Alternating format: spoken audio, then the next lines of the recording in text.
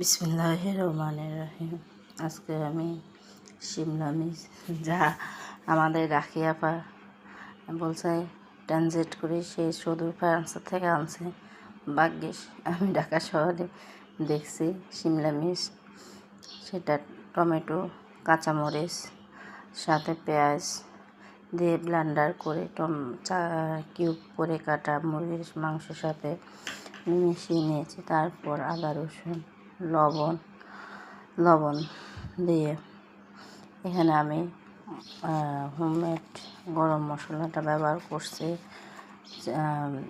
তারপর মরিচের গুঁড়া, তারপর হালকা ধনে আর জিরার গুঁড়া ভালো মতো আমি মেখে ম্যারিনেট করে প্রায় 1 ঘন্টার মতো রেখে দিয়েছি।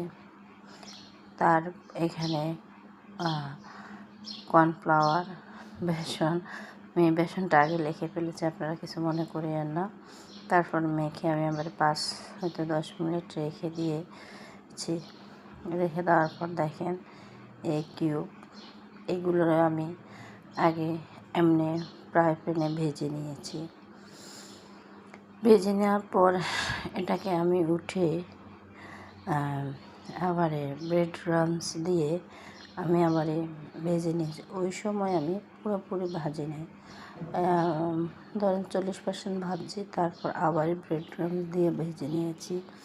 এভাবে খেতে খুবই মজা এবং ইয়ামি হয়েছে।